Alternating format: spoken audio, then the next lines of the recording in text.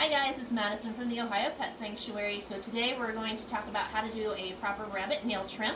If you haven't already, see the other video on our YouTube channel about how to pick correct nail trimmers for the animal that you're working with. Our preferred nail trimmers for the little guys like rabbits and guinea pig are actually cat nail trimmers. You can pick these up at pretty much any pet supply store, order them online, but we like them because they're easy to control with one hand. So this is Bonnie. Bonnie is a 1.5-year old mixed breed, and she's going to demonstrate for us. So if you want to have a look, she's got these wonderful tiny little toes and long nails. Now rabbits, hi honey, you're going to push your feet out for me. Rabbits' nails continuously grow because they naturally dig. So naturally they like to wear them down, but unfortunately indoors, people don't want them tearing up the carpet, things like that, so they don't get the chance to wear them down quite so easily. So we trim them ourselves. Now there are a couple of positions that you can do. One is if the rabbit will allow it without putting up too much of a fight, you can lay them on their back gently, and they will hold up their paws for you. A lot of rabbits do not tolerate this position because they are prey animals, and this puts them in a very vulnerable position. So if the rabbit won't let you do this, do not try to force them into any position that they find uncomfortable. It's too stressful for the animal. The other way you can do it, hi honey, we're going to flip you right back up, okay? Oh, I know, you're a good girl. Okay, so the other ways that you can do it are to tuck them carefully and then just gently maneuver out the leg that you need to. Now, if you need to, if you've got a bunny that's really stressed out, or your arms aren't big like mine and you're able to tuck them in, you can wrap them in a towel to make them feel more secure. Now, so when you look at the rabbit's toenails, there's a little pink part in the middle.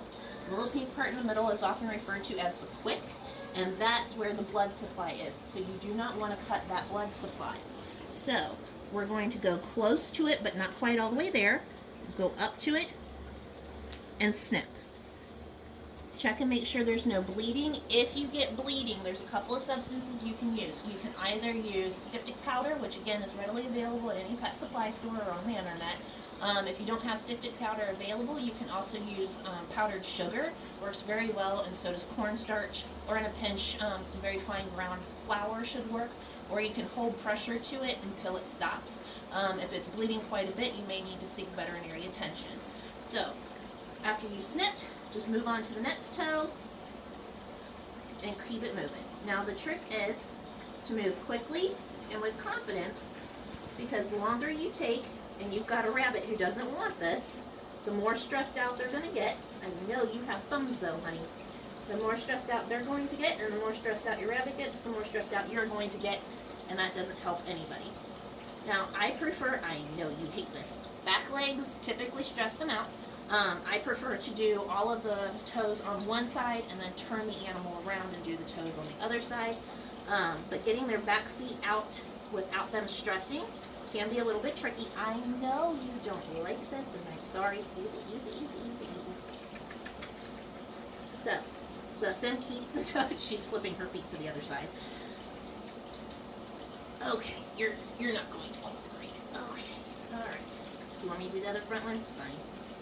So, the thing is, don't try to force the rabbit to do anything that it's not comfortable doing. You're going to hurt the rabbit, or you're going to stress it out. So, work with whatever the rabbit's willing to do with you. Do not think you're doing anything wrong because the rabbit is stressing out. Again, this is not something that's natural for them. This is not something that they like to do. And again, those back feet. Okay. Now, since she was good for this, let's see if she'll let me do this. For her back ones. Yep, good girl.